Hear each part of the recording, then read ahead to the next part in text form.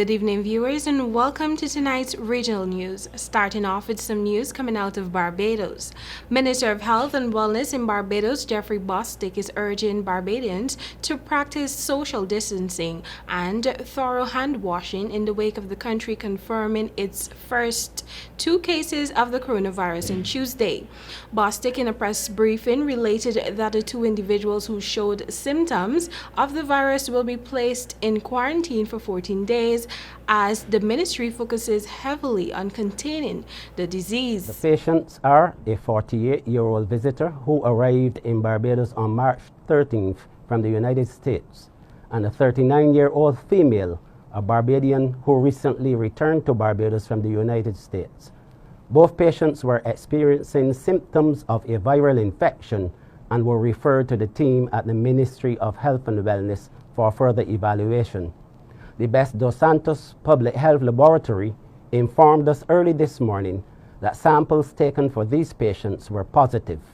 Both patients are being managed for COVID-19 and have been placed in isolation, where they will remain until they recover.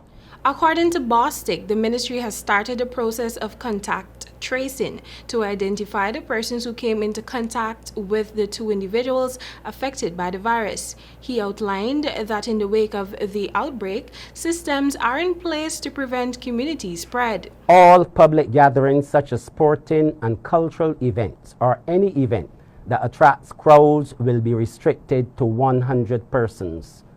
Visits by members of the public to all public and private geriatric institutions are suspended until further notice. Visits to the Queen Elizabeth Hospital are restricted to protect elderly patients as well as those suffering with non-communicable diseases. Meanwhile, Haiti on Monday suspended flights from Europe, Latin America, and Canada and imposed major restrictions on the border with the neighboring Dominican Republic to prevent the entry of the coronavirus. Prime Minister Joseph Jout said on Sunday.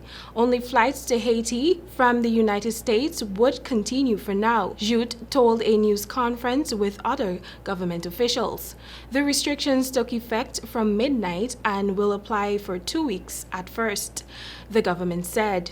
Jout said that only goods would be permitted to cross the border into Haiti.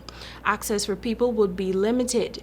The impoverished Caribbean nation, which has often struggled to deal with serious outbreaks of disease, has so far not registered any cases of the corona infection. The neighboring Dominican Republic has reported 11 cases. And finally, for some news coming out of Jamaica. 2 firearms and more than 60 rounds of ammunition were stolen from a cop in St. Elizabeth. One of the weapons is believed to be a police-issued Glock pistol. According to reports, the incident happened at the Providence Housing Scheme in Santa Cruz and was reported to the police high command on Monday. It comes 1 month after 2 assault rifles went missing from Up Park Camp, the headquarters of the Jamaican military. Police spokesperson Senior Superintendent Stephanie Lindsay said the Jamaican Constabulary Force would not be commenting on the stolen firearms. However, law enforcement sources say the policeman reported that the weapons, along with 4 magazines containing 67 rounds of ammunition, were in a knapsack that was placed on a chair as he went to sleep. The cop reported that when he woke up, the bag was missing. Well, that has brought us to the end of tonight's regional news.